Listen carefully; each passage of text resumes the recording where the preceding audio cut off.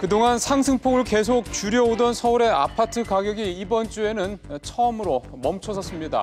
강남 상구는 재건축 단지를 중심으로 하락폭이 더 커져가고 있습니다. 국책연구기관인 한국개발연구원 KDI가 국내 경기가 둔화 국면에 있다고 밝혔습니다. 국책연구기관이 둔화라는 표현을 직접 언급한 것은 이번이 처음입니다.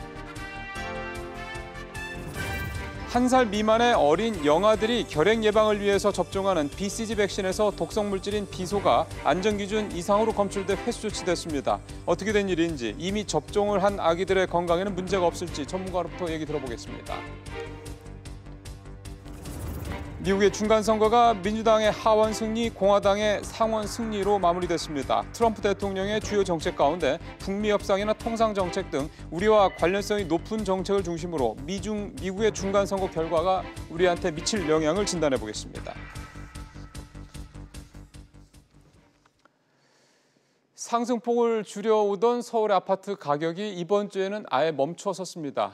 상승률이 0%를 기록한 건데요. 강남 아파트값 하락세가 이어지면서 전체 시장 분위기를 끌어내리고 있습니다. 오수영 기자입니다. 서울 송파구의 한 재건축 추진 아파트. 9.13 부동산 대책 발표 직전보다 호가가 1억 원 넘게 떨어졌는데도 사겠다는 사람이 없습니다. 지금 한 달 반 정도는 거래가 전혀 없는 실정입니다. 가격만 계속 조금씩 내려가고 있는 실정. 최근 몇 년 사이에는 지금 현재가 가장 매물이 많이 쌓여 있는 편입니다. 한 5, 60개는 나와 있을 겁니다. 강남구의 이 재건축 추진단지도 마찬가지입니다. 31평짜리는 18억 한 초반대까지도 거래가 됐었지만은 호가가 내지 1억 5천까지도 떨어져서 내놓고 있지만 거래는 전혀 안 되고 급매가 있으면 연락을 해달라고 해서 우리가 연락을 하면 조금 더 기다려보지요 라고 이야기들을 하세요. 지금은. 강남 3구 아파트 값이 재건축 단지들을 중심으로 하락세가 확산되고 있습니다. 송파구가 0.1% 떨어지면서 지난주보다 낙폭이 2배로 커졌고 강남구와 서초구도 0.07% 동반 하락했습니다. 지난주 처음 하락 대열에 합류한 용산구와 동작구도 2주 연속 흐름을 이어갔습니다. 특히 양천구와 성동구, 강서구는 보합으로 돌아서면서 상승세가 꺾였습니다.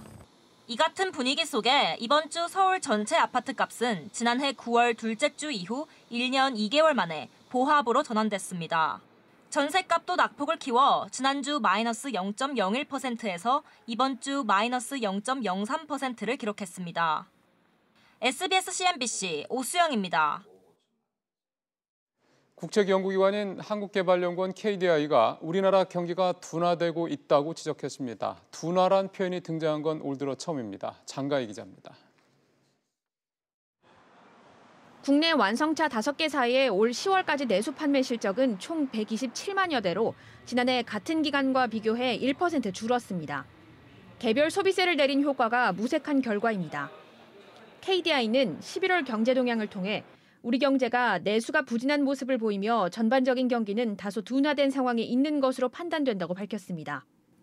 둔화라는 표현을 사용하며 경기가 하강 국면이라고 판단한 겁니다.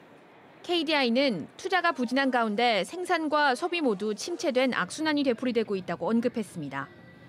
실제 9월 전 산업 생산은 지난해보다 4.8% 줄었는데 특히 건설업 생산 감소폭이 16.6%로 컸습니다.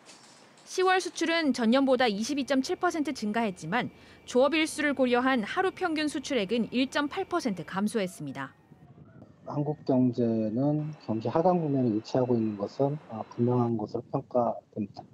그리고 올해는 이제 2.7%, 많이 보는데 2.8%까지 보고 있는데 지금까지 나온 경제 지표를 보면 올해 성장률이 그거보다 좀 아래쪽에서 형성될 가능성이 더 높아지고 있습니다. KDI가 경기 둔화를 언급한 가운데 매월 경기에 대한 정부의 공식 판단을 담은 최근 경제 동향에 어떤 내용이 담길지 관심이 모아지고 있습니다. SBS CNBC 장가입니다. 여야가 탄력 근로제 확대를 위한 법을 연내 바꾸기로 합의했습니다. 노동계의 반발은 강하게 이어지고 있습니다. 유정훈 기자입니다. 노동시간을 형편껏 늘렸다 줄였다 하는 탄력 근로제는 현재 일이 적으면 주당 40시간만 일을 하고 일이 몰리면 주당 64시간까지 일을 해 석 달 평균을 52시간에 맞추면 됩니다. 이번에 여야는 이 탄력근로 단위 기간을 현행 석 달보다 길게 늘리기로 하고 국회에서 법을 고치기로 합의했습니다. 노사 간의 합의가 불가능하다 이런 판단이 들면 국회에서 그렇게 처리하는 것입니다. 야당은 최대 1년까지, 여당은 최대 6달을 주장하고 있는데 6달이 유력합니다. 이렇게 되면 주당 64시간까지 일할 수 있는 기간이 최대 6달로 늘어납니다. 경영계는 근로시간 단축 충격을 줄이는 조치라며 환영했습니다. 반면 노동계는 강하게 반발하고 있습니다. 탄력 근로제는 연장 근로 수당 없이 주당 52시간까지 장시간 노동시킬 수 있는 제도이기 때문에 근로기준법 단축 법안을 무력화시키는 제도이고요. 노동자들의 수당을 삭감할 수 있고. 한국노총과 민주노총은 9일 회동을 갖고 노동계 차원의 대응 방안을 논의키로 했습니다. SBS CNBC 류정원입니다. 내년 1월에 설립되는 우리금융지주 회장에 손태승 현 우리은행장이 내정됐습니다. 우리은행은 오늘 임시 이사회를 열어서 손태승 행장이 1년간 지주 회장을 겸직하는 안건을 의결했습니다. 김동연 교체 부총리는 최근 경제 상황 관련해서 정치적 의사결정의 위기라고 말한 것은 정부 정책 결정 구조를 겨냥한 게 아니라 여야의 타협과 조정을 기대한 발언이었다고 해명했습니다. 김 부총리는 국회 예결위 전체회의에 출석해 지금 규제개혁 입법이나 경제구조 개혁 입법 등 정치권이 해야 할 일이 상당히 많다면서 이렇게 밝혔습니다. 스마트폰이 과연 어디까지 진화할 수 있을까요? 책처럼 접었다 폈다 할 수 있는 스마트폰, 이 폴더블폰이 몇 달 뒤면은 상용화가 됩니다. 업체마다 시장 선점을 위해 치열한 경쟁을 벌이고 있습니다. 근데 폭발적인 수요가 생겨날지 정윤영 기자가 짚어봤습니다. It's finally here. When it's open, it's a tablet, offering a big screen experience. 삼성전자가 출시 예정인 폴더블 폰을 살짝 공개했습니다. 화면을 펼치면 7.3인치의 태블릿 PC가 되지만 접으면 주머니에 쏙 들어갑니다.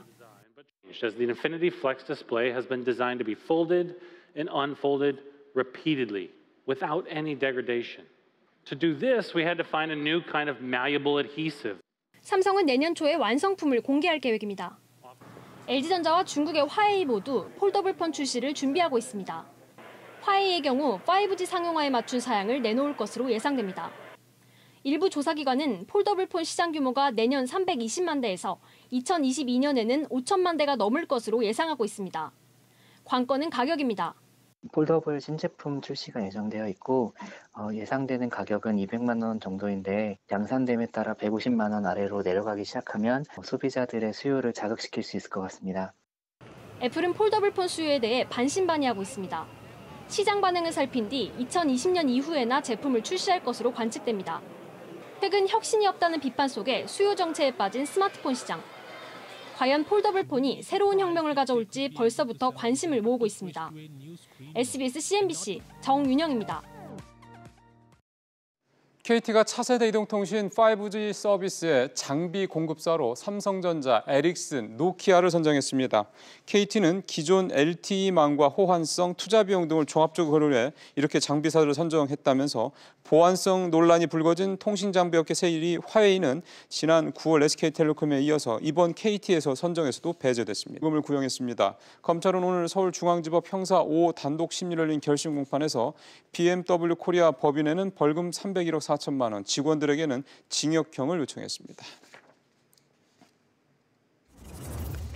시중에 판매되고 있는 접착제, 제거제와 흠집 제거제 등 화학제품에서 안전기준을 초과한 유해물질이 검출됐습니다.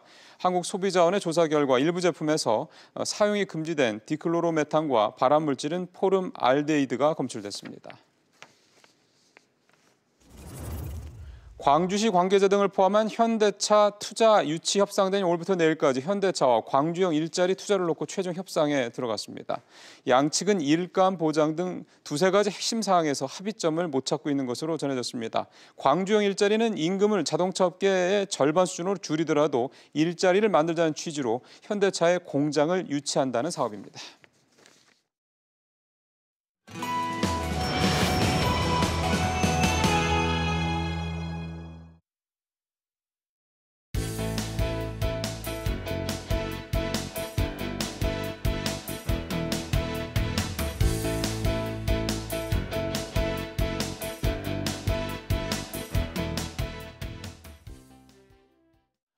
예, 오늘 어제 비가 와서 조금 덜합니다만 사실 이번 주 들어서 미세먼지 때문에 상당히 좀 여러 가지로 고통스러운 분들이 많으셨을 것 같습니다. 웬 가을에 갑자기 미세먼지냐 이렇게 말씀하신 분들도 좀 많으셨고요. 이 미세먼지가 갑작스럽게 또 심해진 이유도 좀 살펴봐야 될 것 같고요. 마침 오늘 정부가 또 이 미세먼지 관련된 이 관리 대책을 또 내놨습니다. 지금부터 한국산업기상협회 김승배 본부장과 함께 미세먼지 얘기 좀 나눠보도록 하겠습니다. 본부장님 안녕하십니까?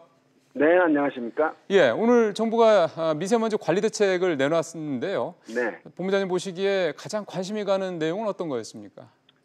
뭐 여러 가지 그 인간이 할 수 있는 그러니까 그 미세먼지라고 하는 거대한 현상에 대해서 할 수 있는 조치는 다 거의 많이 담았다고 봅니다.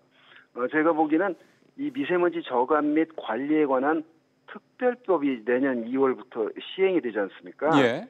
네, 거기에 대한 어떤 그런 이제 정부 차원에서 특별법까지 마련해서 미세먼지를 대처한다. 이제 이게 좀 의미가 있다고 보여지고요. 예. 나머지들은 어찌 됐건 그 미세먼지 발원되는 부분, 그러니까 우리가 화력 발전소라거나 자동차 부분이라거나 이런 것들을 그러니까 나오는 쪽을 좀 줄이겠다 이런 노력이라고 평가를 합니다. 알겠습니다. 역시 이제 저희가 또 본부장님을 통해서 들을 수 있는 얘기가 미세먼지와 관련된 이제 이런 기상 관련된 부분들 또 네. 이제 우리 국민들의 네. 건강 관련된 이런 부분들인데 네. 일단 아마 많은 분들이 같은 궁금증을 가졌을 것 같습니다. 왜 갑자기 네. 요즘에 날씨 좋다가 네. 미세먼지가 심해졌을까 이건데요. 네네. 이유가 뭘까요? 네, 저는 이제 1년 12달 우리나라 인간이 사는 건 사실은 인간이 탄생할 때부터 늘 먼지와 함께 살아왔는데요. 그러나 이제 그 자연적인 흙먼지냐, 요즘 문제가 되고 있는 인위적인 먼지냐, 이제 이 차이거든요. 네. 이게 그 늘 우리 곁에 있습니다. 그 석탄 화력 발전소, 자동차 배기가스, 공장지대 굴뚝 연기, 우리 그 냉난방, 생활 냉난방에서 태우는 석탄과 석유를 태워서 우리 인간이 편하게 살겠다는 데는 다 미세먼지가 배출이 되고 있거든요. 예. 이제 그걸 줄이려고 이제 인간이 또 노력을 하죠. 그래서 집진기를 공장 굴뚝에 단대거나 이제 이런 노력을 하고 있는데 늘 1년 365일 미세먼지는 배출이 되고 있습니다. 네. 아까 왜 가을에 갑자기 이렇냐 그랬는데 가을이기 때문에 이제 우리가 느끼는 거죠.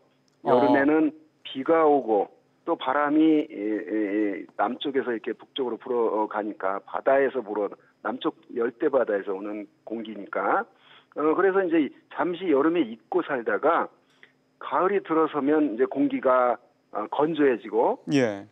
또 매우 안정된 공기, 겨울철 기압 영향을 받는 게 이동성 그 대륙 고기압인데 가을 같은 경우는 이동성 고기압이 영향을 받거든요. 예. 그러면 공기가 하강 기류, 그다음에 고기압성 순환 속에 공기가 딱 갇히게 되면 아까 말한 늘 우리 곁에 있는 그런 미세먼지가 배출되는 이쪽에서 나오는 먼지들이 갇히게 되는 거거든요. 네. 그러면 그 농도가 심해지는 거죠. 예. 그래서 앞으로 한 11월부터 적어도 내년 5월까지는 늘 기상 조건만 딱 떨어지면 그러니까 네. 바람이 불지 않으면 미세먼지 얘기는 늘 나올 겁니다. 그래서 각오를 하고 살아야 되는 거죠. 그러니까 사실은 우리가 황사는 보통 봄철에 온다고 그래서 실제로 네. 봄철에 또 좀 주로 있는 편이고요. 네네. 근데 미세먼지는 좀 본부장님 말씀대로라면 뭐 사시사철 1년 내내 뭐 계절과 상관없이 바람이 안 불고 건데, 예. 네. 그 공기가 좀 이렇게 좀 정체돼 있을 때는 어김없이 나타날 여지가 이제 앞으로 충분히 있다. 이렇게 말씀을 하시는 거죠. 당연히 그렇습니다. 황사는 이제 중국 북쪽의 그 사막 지역에서 불려 올라간 흙먼지가 우리나라까지 오는 현상을 황사라고 하는데 이건 자연적인 먼지죠. 그 자연적인 먼지는 뭐 건강에 좋고 미세먼지는 건강에 나쁘고 이제 이런 개념은 아니고요. 먼지 자체를 우리가 호흡하게 되면 다 그런 어떤 폐에 관련되는 이런 게 이제 안 좋은 건데 예. 특히 문제가 되는 게 우리 인간이 배출하는 미세먼지 중에서도 그 입자 크기가 2.5 마이크로미터 이하인 아주 그 미세한 우리가 용어를 초미세먼지라고 부르는 그 미세먼지가 그 우리 건강에 더 안 좋다는 거거든요. 예. 자, 그런 게 늘 우리 곁에 이제 있는 겁니다. 그 정부가 즉 환경부에서 나온 통계를 보니까 미세먼지가 작년에 그 전에보다 이렇게 좀 줄어들었더라고요. 근데 그래서 제가 그 통계를 보고 작년 생각을 해보니까 글쎄 그랬나 싶은 생각이 들거든요. 결국 정부가 발표하는 통계치하고 국민들이 느끼는 이 미세먼지에 대한 체감이 좀 차이가 좀 있는 것 같아서요. 네네. 그런데 어찌됐건 이 눈에 보이지 않는 그런 어떤 미세먼지인데요.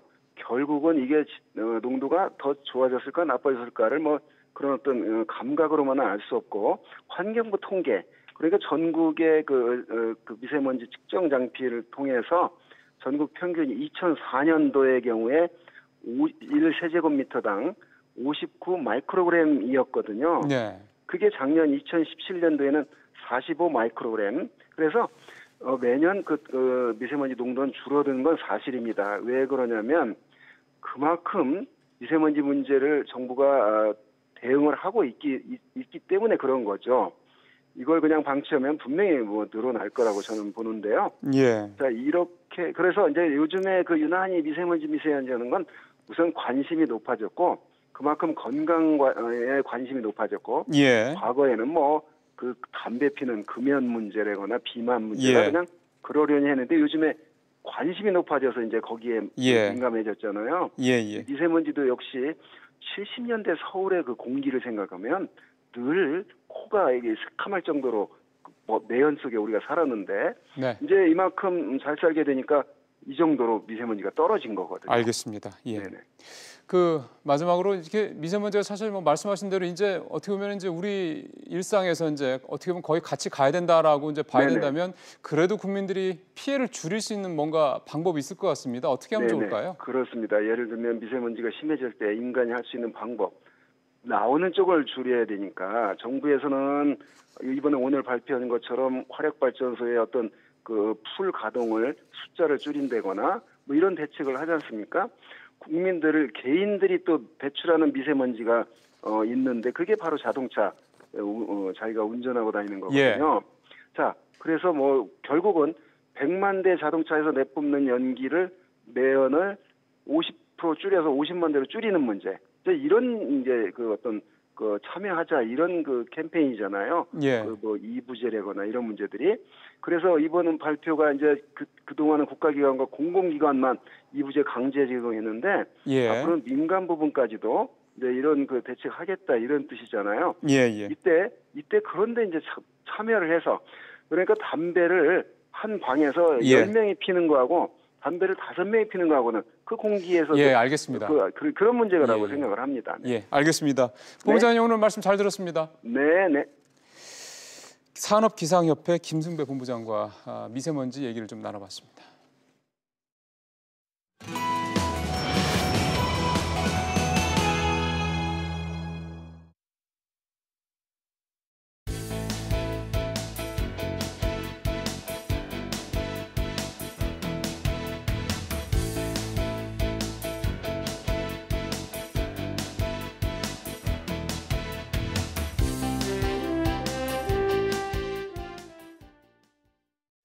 오늘 아마 포털에서 BCG가 실시간 검색어에 계속 떠 있는 거 보신 분들 많으실 겁니다. BCG는 뭐 여러분들 잘 아시는 것처럼 그 1살 미만의 어린 아기들한테 이 결핵 예방을 위해서 마치는 이제 접종 중에 하나죠. 근데 여기에서 이제 독성 물질인 비소가 발견됐다라는 이 소식이 전해졌기 때문인 건데요. 이게 정말 어떤 상황인지 또 어떻게 이런 일이 벌어졌는지 또 이게 이 BCG를 접종받은 아기들한테는 건강에 문제가 없는지 이런 얘기들 좀 알아보도록 하겠습니다. 도움 말씀을 위해서 가천대 길병원의 엄중식 감염내과 교수님 전화로 연결하겠습니다. 교수님 안녕하십니까? 예, 안녕하십니까? 일단 이 비소 얘기부터 좀 해봤으면 좋겠는데요. 이 비소가 뭐 독성 물질이라는 건 아마 우리 시청자분들도 대부분 다 아시겠습니다. 이게 어떻게 우리 몸에 안 좋은 건가요? 비소는 뭐 말씀하신 것처럼 중금속인데 아주 소량이 우리 체내에 들어오게 돼도 여러 가지 부작용을 일으키게 됩니다.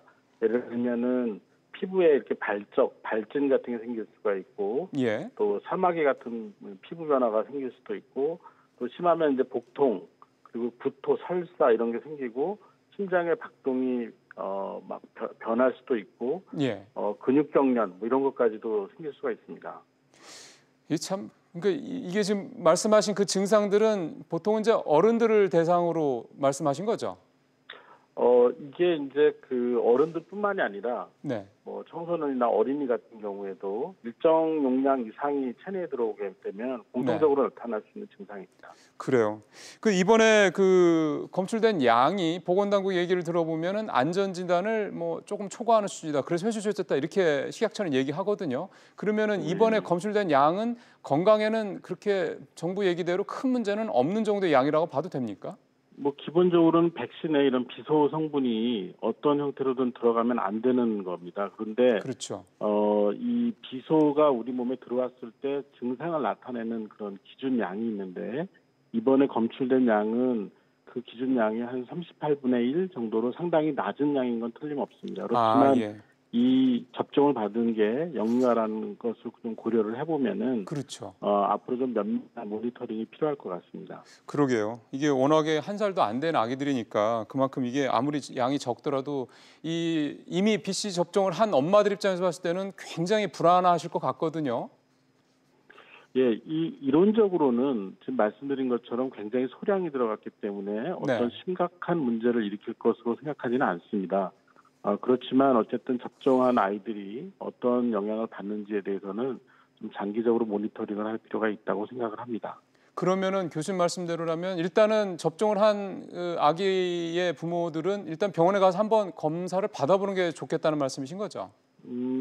검사를 통해서 알기는 좀 어려울 것 같고 예. 이 백신이 이 비소가 들어간 것이었는지를 확인할 수 있는 방법이 있는데 확인된 상황에서 만약 비소에 오염된 백신을 접종을 한 경우에는 제 생각에는 질병관리본부나 보건복지부가 따로 그 정리를 해서 아마 앞으로 관리를 하지 않을까 이렇게 생각을 합니다.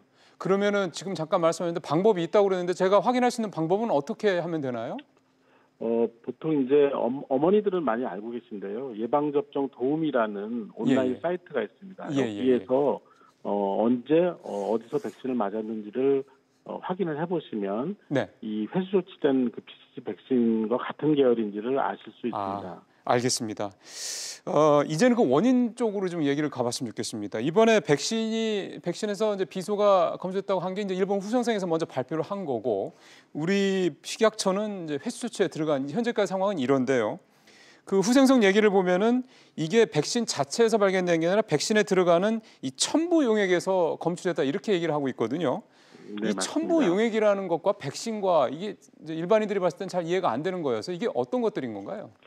좀 간단하게 말씀을 드리면 우리가 주사약이 이렇게 건조된 그런 분말 형태로 존재를 하게 되면 그거를 직접 주사를 할 수 없기 때문에 생리식염수 같은 걸 넣어서 녹여가지고 투여를 하는 것처럼 이 BCG 백신도 이 생리식염수를 같이 섞어서 접종을 해야 됩니다. 근데 이 생리식염수가 비소에 오염이 된 것으로 파악이 된 것으로 알고 있습니다.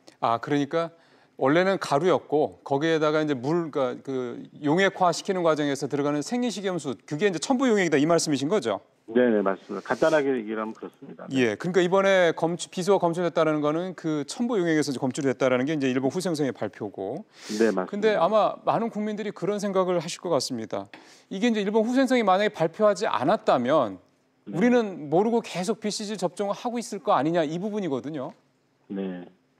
근데 이게 굉장히 어려운 부분인데 사실은 이제 국제적으로 통용이 되는 백신이나 중요한 약물들 같은 경우에는 그 생산, 관리, 유통과 관련해서 일정한 기준을 국제적으로 정해놓고 그 가이드라인에 맞춰서 생산하고 관리하고 유통을 하게 되는데 어떤 특정한 나라 또는 특정한 회사에서 그 가이드라인을 벗어난 어떤 문제가 생겼을 때는 사실 다른 나라에 있는 정부나 아니면 실제 의료기관이나 이런 데서 이것들을 대처할 수 있는 방법이 마땅치가 않습니다. 결국은 안전하게 만들 수 있는 그 환경과 그리고 철저한 모니터링을 하는 수밖에 없는데 그런 와중에도 이런 사건이 생길 수가 있는 거죠. 이게 굉장히 어려운 문제입니다. 조절하기에.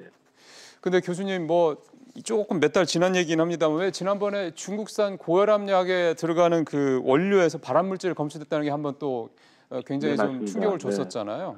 그때 사실 우리가 갖고 있던 생각은 중국산이니까 혹시 그런 게 아니냐 뭐 이런 식의 생각들이 있었는데 이번에 일본에서도 이런 게 나온다고 하면 이제는 이게 그 뭐 약이라든가 원재료나 이런 것들이 뭐 선진국이든 뭐 다른 나라든 간에 사실은 완전히 믿을 수 없다 이렇게 국민들이 생각하실 것 같습니다.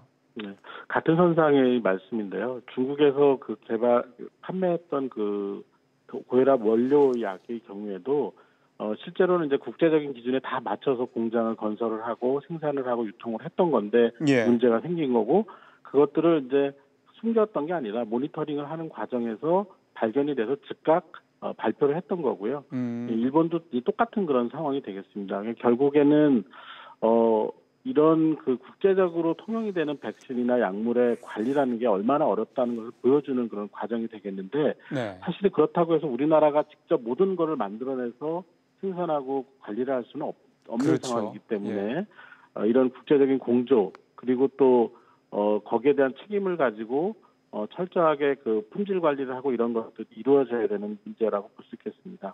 그렇죠. 뭐 이런 일본에서 들여온 이 BCG 접종 뭐 우리나라 아이들만 맞겠습니까? 일본 아기들도 맞겠죠.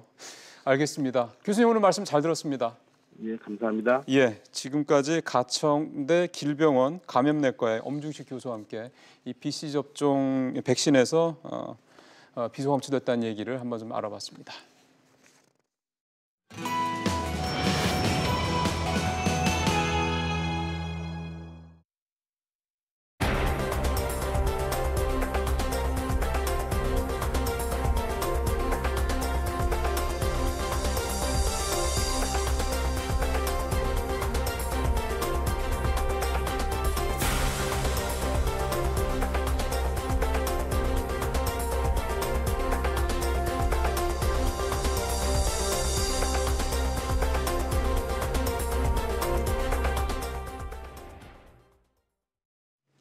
예, 오늘 집중 분석에서는 미국 중간 선거를 결산을 좀 해보도록 하겠습니다. 저희가 말씀드리는 결산은 선거 결과는 뭐 우리 시청자분께서는 거의 아실 거기 때문에 그 부분에 대한 영향 얘기하고 무엇보다 중요한 거는 결국은 이게 이제 우리한테 미칠 영향일 텐데요. 잘 아시는 것처럼 뭐 한반도 관련된 문제, 즉 북미 관계 문제, 남북 관계 문제 이런 문제하고 또 하나는 역시 경제 문제라고 이제 볼 수가 있겠습니다. 그래서 이 두 가지를 좀 나눠서 두 분의 전문가도 얘기를 나눠 보겠습니다. 먼저 그래도 어쨌든 저희가 경제 얘기를 먼저 좀 해봐야 되겠죠. 서울시립대 윤창현 교수님 그래서 모셨습니다. 교수님 어서 오십시오. 네, 안녕하십니까. 일단은 그냥 교수님이 뭐 예. 경제 전문가시지 선거 전문가는 아니시지만 예. 그래도 이번 미국 중간 선거 보시면서 좀 어떤 생각이 드시던가요? 그 갈등이 참 심하다라고 하는 거를 참 많이 느꼈습니다. 이 트럼프 대통령이 이제 그 동안의 어떤 행보라든가 언행이라든가 메시지들이 아주 강했거든요. 그렇죠. 예. 제가 그 기억이 나는 장면 하나를 말씀드리면은 선거 전이었는데 네. 공화당의 그 아주 열성 당원 여성이었는데 그 멕시코에서 이민 오신 분이고 미국 재무부 고위 관료를 지내신 분이에요. 그리고 공화당의 열성 당원이고. 아, 그러니까 관료 공화당, 예, 공화당이니까 뭐 당연히 트럼프와 같은 당인데 그러겠죠. 트럼프 후보와. 예. 근데 그때 그분이 이제 그 선거 전에 한번 얘기를 나눌 세미나에서 만나서 근데 트럼프 후보가 자기를 3번 모욕을 했다. 이런 표현을 써요. 인설트라는 표현을. 그래요? 굉장히 화가 나 있어요. 같은 당인데. 그럼 왜 그랬대요? 여성을 무시한다는 거예요. 여성을 무시하고 그다음에 이민자를 무시한다는 거죠. 본인은 여성이고 이민자거든요. 그러네요. 다 해당되네요. 예. 그리고 세 번째 뭐냐 그랬더니 자기가 난 그 자녀 중에 한 명이 장애인인데 장애인을 또 비하 발언을 했다는 거예요. 예. 그래서 이 여성께서 세 번 나를 모욕을 했다라는 표현을 같은 당이고 캘리포니아의 공화당 열성 당원이고 또 당원들 중에 대표적인 그런 그러니까 나름 오피니언 리더인데. 오피니언 리더인데. 그래서 제가 그 당시에 이 평범한 물론 그분은 조금 좀 당원이고 또 고위 관료였던 분이지만은 그분이 느꼈던 그 트럼프 대통령 당시 후보에 대한 느낌이 지금도 이 많은 미국 국민들한테 그 느낌이 살아있는 게 아니냐. 그러니 이제 그 느낌 때문에 분열이 되고 그것이 가진 이제 갈등적 요소가 이번 중간 선거 때 아주 그 갈등으로 나타나면서 아주 트럼프 대 반 트럼프의 그 선거가 참 어떻게 보면 한 사람을 놓고 막 갈라지는 이제 그런 식의 선거가 돼버린 거를 보면서 참 이게 좀 흥미로운 장면이다 이런 생각이 듭니다. 예. 우리는 이제 미국을 뭐 이민자의 나라라 얘기를 하고 이민자들에 의해서 지금까지 미국이라는 나라가 불과 200년 조금밖에 더 안 되는 사이에 이렇게까지 세계 최대 강대국으로 성장했다고 알고 있지만 지금 현직 미국 대통령은 사실 그거 자체를 부정하는 거 아닙니까? 예, 뭐, 지금 오늘 이번에 말씀하신 거대로라면. 예, 그렇죠. 그러니까 이제 그 부분에 있어서 새로운 좀 시각으로 접근을 하면서 뭔가 그 유대교적인 뭐라든가 그러니까요. 또는 보수적이라고만 하기도 어려운 그런 그 아주 묘한 그 어떤 트럼피즘이라고까지 얘기를 하는 그런 그 트럼프주의다 이런 표현을 쓸 정도의 아주 묘한 그런 느낌으로 접근하고 있어서 참 아주 좀 특이한 그런 모습이다 이런 생각이 듭니다. 그러게 말입니다. 윤 교수님께서는 이번 중간선거에서 이 극단화된 미국의 어떤 분열상을 좀 보셨다는 말씀을 주셨고, 그 다음에 오늘 또 저희가 한번 또 모시는 분이 세종연구소 우정엽 안보전략연구실장이신데요. 실장님 어서 오십시오. 네. 실장님은 이번 중간선거를 어떻게 또 이렇게 총평을 하신다면 어떻게 보셨는지 한 말씀 듣겠습니다. 아주 간단히 얘기하자면 트럼프가 생각한 것보다는 대단한 사람이다라는 저는 생각이 들었습니다. 그것도 또 되게 재밌는 생각이시네요. 우리가 이제 트럼프 대통령이 매우 독특하고 그리고 이제 뭐 포용하는 정치인의 개념도 아니고 그렇죠. 기존의 정치인 아니면 기존의 리더와는 조금 상당히 다르다는 이미지로 봐왔었는데 이번에 선거를 보면 이제 오바마 대통령이 이제 2008년에 당선이 되고 2010년 중간 선거 때 하원에서 60석이 넘게 잃는 대패를 경험을 그렇죠. 했습니다. 그리고 이제 보통 미국의 대통령들이 특히 중간 선거를 앞두고 지지율이 50% 미만이라고 한다면 보통 약 40석 정도 가까운 의석을 하원에서 잃었는데 이번에 트럼프 대통령은 26석을 26석 정도를 잃는데 이제 그쳤다는 것이죠. 민주당이 압승했다는 얘기는 아무도 안 하더군요. 네네. 진짜 그렇다고 본다면 과연 그러한 힘이 어디서 나오는 것인가? 이게 과연 미국 유권자들이 이 트럼프 대통령의 이러한 아주 독특한 이 미국 우선주의에 지지를 보내는 것인가? 글쎄, 아니면 트럼프 대통령이 이 유권자들의 심리를 너무도 잘 알고 그러한 부분을 공략하는 것인가라고 본다면 사실 미국 중간 선거에서 이렇게 상원을 사실 유지한 경우도 몇 차례 되지를 않습니다. 이번에 오히려 더 의석수가 늘었잖아요. 네. 그리고 이제 또 중요한 부분은 이제 주지사 선거에서 앞으로 2020년 대선에서 중요하다고 할 수 있는 플로리다, 오하이오, 아이오와 이 세 지역의 이제 주지사는 또 공화당으로 당선을 시켰고요. 그러니까 트럼프 대통령이 우리가 볼 때는 기존의 정치인, 기존의 국가의 리더와는 상당히 다른 모습이지만 무언가 대단한 면이 있는 사람인 건 특별하다. 좀 이러한 느낌을 받았습니다. 그렇게 말씀하셔서 그런지 이번에도 샤이 아메리칸이라고 그러나요?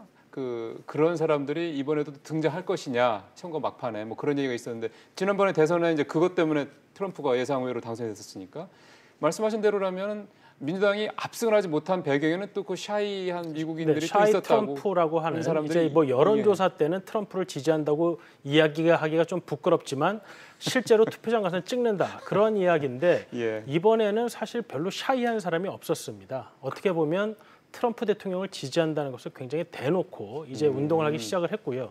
그래서 이제 트럼프 대통령이 이번에 이제 우리와는 다르게 이제 중앙당에서 공천을 하는 것이 아니라 모든 선거가 이제 지역에서 경선, 예비 선거를 통해서 이제 후보를 결정하게 되는데 트럼프 대통령에게 비판적인 입장을 한 예비 선거들은 대다수가 이미 예비 선거가 돼서 떨어지고 트럼프 대통령을 지지한 예비 후보들이 본선에 올라오고 또 많이 당선되는 그러니까 어떻게 보면 트럼프 대통령의 열성 지지자들의 이 결집력과 실제로 투표하는 이 비율이라는 것이 엄청나다는 것이 이번에 입증된 것이죠. 자, 어쨌든 참 미국의 중간 선거를 우리가 과연 왜 이렇게 관심을 갖고 봐야 되느냐라는 생각이 문득 듭니다만 지금 두 분 말씀만 들어놓고 봐도 미국이라는 나라가 갖고 있는 그 영향력이 얼마나 큰지 또 얘네들이 지금 상황이 어떻다라는 걸 우리가 또 알아야지 우리도 뭐 여러 가지 대비하는 데도 필요하다. 이런 점에서 분명히 좀 좋은 그런 정보가 되는 것 같습니다. 경제 얘기를 지금 조금 먼저 시작을 하도록 하겠습니다. 교수님. 오늘 새벽에 뭐 보셨겠지만 뉴욕 증시가 2% 넘게 급등을 했어요. 급등했죠. 이렇게 된다면은 이번 선거 결과를 증시에서는 월가에서는 굉장히 우호적으로 보고 있다는 거 아닙니까? 그렇죠. 왜 그렇다고 봐야 될까요? 그게 이제 상원 하원이 나눠지는 거를 은근히 즐기는 시장이 좀 그런 면이 있더라고요. 오히려 불확실한 거 아닙니까? 그게 이제 거꾸로 인기 정책 같은 거는 이제 시장에서 좋아하는 거는 이제 인기 정책은 잘 통과되고 그다음에 좀 비인기 정책은 상원 하원이 같은 당이면 한번 밀어붙일 수도 있는데 하원을 통과했더라도 상원에서 견제가 되고 이러면서 유권자들 눈치를 좀 많이 보는 측면이 작동을 하니까 좀 이렇게 정부가 세게 어떤 규제를 하거나 이런 것들은 되게 어디선가 걸려가지고 잘 안 되게 되는 거죠. 오히려 한쪽 방향보다는 갈라지는 게 낫다. 갈라져가지고서 서로 이렇게 견제하는 것이 시장으로서는 인기 좋은 거는 통과되고 인기가 안 좋은 거는 누군가 걸러주고 그러니까 시장 입장에서는 너무 세게 정부가 밀어붙이지 못하게 만들어준다는 면에서 이 두 개가 이렇게 나눠져 있을 때 은근히 그걸 즐기면서 상황을 좋게 보고 아마존 같이 또 이렇게 대통령하고 좀 이렇게 사이가 갈라진 그 주식은 그 회사는 이제 견제가 될 테니까 독주가 이제 제어될 테니까 앞으로 좋아지겠다. 그래서 아마존이 또 폭등을 하고요. 그래서 말입니다. 아주 시장은 아주 재밌는 분위기로 지금 가고 있습니다. 근데 잘 아시겠지만 그동안에 시장의 최대 리스크였다는 게 미중 무역 갈등에 따른 글로벌 어떤 경제 위축 이런 어떤 주제였었던 거잖아요. 근데 지금 말씀하신 대로 트럼프 대통령이 그런 일방주의적인 정책들이 조금 이제 되면 제동이 걸린다, 브레이크가 걸릴 수 있다 그러면은 보호무역주의 정책, 통상 정책도 좀 또 미중 무역 갈등도 조금 완화될 수 있을 것이라는 기대감도 좀 있을 수 있겠습니다. 근데 이제 미중은 이 갈등의 본질이 무역 적자 이런 것도 있지만은 중국이 너무 컸다. 그래서 중국을 한번 눌러줘야 되겠다. 이럴 때 안 눌러주면은 이제 너무 호랑이가 키워가지고서 미국을 죽이려 든다. 지금 미중 무역 갈등에 이제 천봉에 서서 그 전쟁을 지휘하는 그 피터 나바로 그 국장이 계신데 그분이 교수님 출신인데 그분이 쓴 책 이름이 Death by China. 중국에 의한 죽음이란 책인데요. 중국에 의해서 누가 죽느냐? 미국이 죽는다는 책을 쓰신 분이에요. 그분이 지금 백악관에서 지금 국장 겸 위원장 하면서 지금 이 전체 사령관 역할을 하고 있거든요. 그러니까 그 양반이 그 자리에 계속 있는 한 미중 무역 갈등 문제가 우리가 생각한 것처럼 이렇게 완화 쪽으로 갈 여지는 별로 없다고 봐야 되겠군요. 그런 것 같아요. 그래서 워싱턴의 이제 그 전체적인 지식인 사회에서도 그 중국이 미국한테 엄청난 흑자를 냈고요. 그동안 계속 흑자를 몇천억 불씩 내고 미국은 또 몇천억 불씩 적자를 내면서 계속해서 중국이 미국으로부터 부를 빨아들이고 그렇게 해서 그 돈 가지고서 경제 성장하고 그다음에 이제 군비 확장까지 해서 미국을 제압하려 든다. 이런 시나리오가 지금 상당 부분 인정을 받고 그 과정에서 중국이 발전하는 과정에서 미국의 핵심 기술들을 공짜로 탈취해가고 하는 일들이 많았다. 이런 것들에 대한 이제 어떤 그 합의가 이루어지니까 이제는 무역 갈등도 EU 쪽하고는 좀 살살해라 쪽인데 민주당도 그러나 중국에 대해서는 별로 좀 이렇게 줄이겠다는 생각이 없는 것 같아요. 그러면은 미국의 지금까지의 통상 정책이 좀 투트랙으로 갈 수 있다는 말씀이군요. 중국까지의 갈등 문제는 기존대로 계속 갈 가능성이 높고 유럽이라든가 우리 쪽 같은 이런데 우호국 기존의 동맹국이나 우호국들하고는 조금 완화되는 이런 형태로 가는 가능성이 있어서 조금 지켜봐야 되겠지만. 어떻게 보면 이제 미중의 문제는 조금 이제 이 대통령한테 좀 넘어갔다라고 봐도 될 것 같습니다. 사실 그 정도만 해도 아마 우리 기업들한테는 좋은 정보가 될 것 같습니다. 약간의 플러스 요인은 있는 것 같습니다. 자, 우 박사님, 선거 이후 미국의 국내에 미칠 영향을 한번 들어봤으면 좋겠는데 가장 지금 핫하게 나오는 거는 하원을 민주당이 장악하면서 이 탄핵 관련된 문제, 즉 러시아 스캔들 관련 문제가 이제 더 속도를 낼 것이다. 이 얘기가 제일 많이 나오대요. 이제 미국도 이제 정당이 대통령의 여당이 의회를 장악하게 되면 의회의 행정부에 대한 견제와 감시 역할이 상당히 줄어들게 됩니다. 미국은 우리와 다르게 상당히 그 견제와 감시라는 것이 제도적으로 정착이 되어 있다고 보지만 그래도 이 정당이라는 것이 이제 팔이 안으로 굽는다고 본인 당의 대통령이 있을 때는 아무래도 견제와 감시가 소홀해질 수밖에 없는 것이죠. 이제 제 분야여서 그렇습니다만은 하원 외교위원회의 경우 2018년 동안 공화당이 이제 상임위원회를 이끌다 보니까 미국 행정부에 대한 청문회를 한 차례도 개최하지 않았습니다. 그 정도로요? 네. 그래서 이제 2019년에 개원을 하게 되면 민주당이 이제 하원 외교위원회를 이제 운영하게 되는데 그래서 그 사람들이 하는 말이 청문회부터 시작하겠다는 겁니다. 그러니까 이건 비단 이제 외교 분부뿐만 아니라 모든 정책 분야에서 이제 트럼프 대통령 특히 헬스케어, 이민, 세금 이러한 분야에서 이제 청문회 그다음에 국정조사가 시작될 것이고요. 말씀하신 이제 러시아 스캔들 관한 분야도 민주당이 하원을 장악한 이상 이제 의회 차원의 조사가 시작될 가능성이 매우 높습니다. 그렇기 때문에 이제 트럼프 대통령도 그것을 예견했는지 의회가 이렇게 본인에 대한 조사로서 세금을 낭비한다면 나도 어떠한 다른 전투 태세를 갖추겠다. 뭐 이런 식의 이야기를 할 정도로 이제 거기에 대비하는 모습을 보이고 있는 건데요. 이제 과연 현재 특검이 트럼프 대통령의 그 러시아와의 공모 문제에 대해서 어느 정도까지 이제 부인할 수 없는 증거를 찾아내느냐 하는 문제가 좀 중요하게 나타날 것 같습니다. 소위 말하는 스모킹 건을 찾느냐 문제고요. 네. 이 하원이 탄핵안을 발의할 수는 있지만 현재 민주당이 이제 하원의 다수당이 되었기 때문에 발의는 가능하지만 상원이 여전히 공화당인 상황에서는 트럼프 대통령 클린턴 대통령 시기와 마찬가지로 탄핵안이 하원에서 발의는 되더라도 상원에서 통과 못할 가능성이 높습니다. 그렇다면 민주당 입장에서는 과연 통과되지 못할 탄핵안을 발의하는 것이 정치적으로 유리한가 하는 것을 또 생각을 해봐야 됩니다. 그렇죠. 왜냐하면 공화당의 골수 지지자들은 탄핵 얘기가 나올 때마다 더 뭉치는 경향이 있는 것이죠. 오히려. 그렇기 때문에 지금 현재 트럼프 대통령에 대한 호불호로서 이 선거구도, 정치구도가 정해지고 민주당이 어떻게 새로운 비전이나 정책을 내놓는 형태가 아니기 때문에 탄핵안이 나온다는 것은 이 트럼프 대통령에 대한 호불호의 전선을 보다 더 극명하게 만들고 공화당 계열을 보다 더 결집하게 만드는 것이기 때문에 그게 꼭 민주당에게 유리하다고 볼 수는 없는 것이 있죠. 2년 뒤에 재선에도 그럼 그게 오히려 이런 식으로 혹시라도 그렇게 간다 그러면은 민주당한테는 오히려 악재가 될 수도 있겠군요. 네, 그렇습니다. 사실 이번에 하원을 트럼프 대통령이 졌다고는 하지만은 사실 그렇게 큰 차이가 아니었습니다. 그런데 이제 트럼프 대통령으로서 이제 할 말이 있는 게 본인이 추진하고자 하는 어젠다를 민주당이 사사건건 발목을 잡는다. 이런 식으로 2년 동안 끌고 갈 가능성도 있는 것이죠. 대선을 하면서.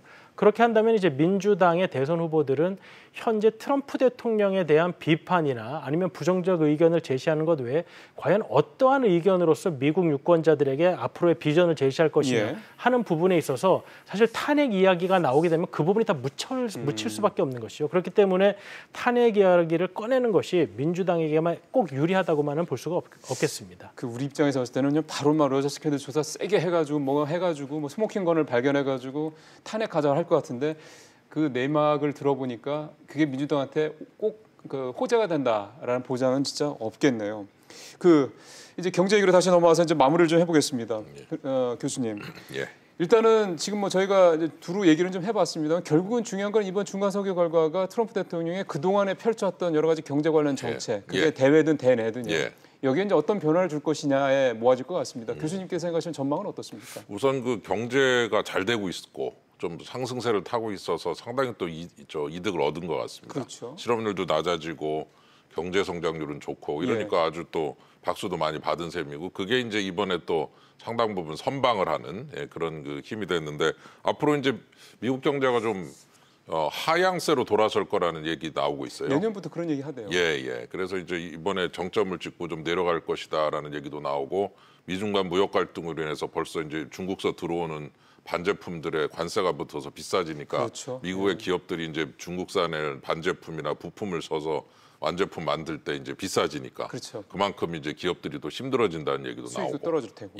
그래서 전체적으로 또 재정 적자도 좀 심한 상태고 그래서 이제 지금까지는 그런 대로 잘 좋았는데 앞으로 이제 2년 동안 또 경제가 어떤 모습을 보여줄지 그래서 아마 이 미중 간 갈등을 통해서 예를 들어 중국을 좀 이렇게 확 눌러주거나 한번 중국에 대해서 한번 타격을 가하는 모습 같은 거를 통해서 정치적인 어떤 그런 그 지지를 또 얻어내려고 할 수도 있고요. 그래서 중국에 대한 두려움, 그래서 신흥 패권국이 뜨면은 기존 패권국은 굉장히 힘들거든요. 두려움이 좀 생기거든요. 혹시 제가 나를 어떻게 하지? 그 두려움을 이용해서 이제 중국을 압박을 가하는 걸 가지고서 이제 자신의 지지 동력으로 삼을 수 있기 때문에 경제가 이제 정치에서 좀 희생당할 가능성 이런 것도 좀 엿볼 수 있지 않을까 그런 생각이 듭니다. 어쨌든 자기가 2년 뒤에 재선하는데 뭐 도움만 된다면은 어느 정도까지 희생할 수 있다. 그렇게 볼 수 있다는 말씀이시군요. 알겠습니다. 우 박사한테는 이 질문을 좀 마지막으로 드려야 될 것 같습니다.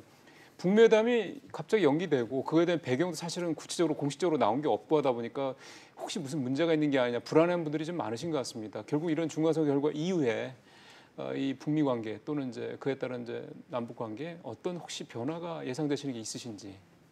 아마 북한의 입장에서는 현재 실무적인 비핵화 협상을 진행하는 것보다는 김정은 위원장과 트럼프 대통령 간에 어떻게 보면 고공 플레이를 원하는 것 같습니다. 바로 붙어서 한다는 거죠? 왜냐하면 북한 입장에서는 6월 달에 본인들이 성과가 있었다고 판단했을 가능성이 높고 그렇기 때문에 관료들이 꼼꼼하게 체크하는 그러한 실무적인 협상보다는 트럼프 대통령이 어떤 정치적 결단을 이끌어내는 2차 북미 정상회담이 본인들에게 유리하다고 판단했을 겁니다. 근데 이제 미국도 아마 이제 그러한 북한의 입장을 알 거고요. 그리고 지난번 6월 달에는 날짜를 이미 정해놓고 실무적인 협상을 하다 보니까 북한이 실무적인 협상에 잘 응하지 않더라고 하더라도 미국이 뾰족한 수가 없었던 것이죠. 그래서 지금 폼페이오 장관은 아마 북한에게 실무적인 협상을 어느 정도 진전시킨 후에야 이 정확한 북미 정상에 대한 날짜도 정하고 이런 것들을 아마 요구를 했을 겁니다. 근데 이제 북한으로서는 이번에 뉴욕까지 와서 북미 정상회담 날짜도 못 정하고 미국으로부터 이런 요구사항만 받아간다는 것이 상당히 부담으로 작용했을 가능성이 큽니다. 왜냐하면 아직까지 북한은 미국이 요구하는 그 실무 협상에 대해서는 아직 그다지 의사가 없고 트럼프 대통령과 만나서 정상회담에서의 정치적 결단을 지금 바라고 있기 때문에 양국이 정상회담을 바라보는 그 시각차가 그러네요. 이번에는 결국 그 고위급 회담도 무산되게 만든 요인이 아닌가 이렇게 좀 생각이 듭니다. 이렇게 되면은 사실 김정은 위원장의 이 서울 답방 같은 경우도 일정이 연내 어려워지는 거 아닙니까? 물론 뭐 올 수야 있겠죠. 하지만 이제 김정은 위원장 입장에서는 서울에 오게 된다는 것은 사실 커다란 이제 정치적 행위인데 그러니까요. 그 정치적 행위 끝에 얻어갈 것이 별로 없다는 것이죠. 북미 간의 비핵화가 진전이 되어야 정치적으로는 종전선언 문제나 아니면은 경제적으로는 제재 완화 문제 같은 것들이 좀 가시적인 성과물로 본인의 서울 방문에 이은 성과물로 과시할 수가 있는데 지금 그러한 북미 간의 진전이 없는 상태에서 서울을 오게 되면 서울에 오는 것 이외의 의미가 이제 없기 때문에 김정은 위원장으로서 그런 부분은 고민이 될 수밖에 없을 겁니다. 알겠습니다. 자, 오늘 두 분과 함께 중간 선거가 우리한테 미칠 영향, 경제적인 부분, 그다음에 뭐 외교 안보적인 부분까지 어떤 면이 있을지까지 얘기를 좀 들어봤습니다. 오늘 도움 말씀해 주셨던 서울시립대 윤창현 교수님, 그다음에 세종연구소 우정엽 실장 두 분님 말씀 잘 들었습니다. 고맙습니다. 고맙습니다.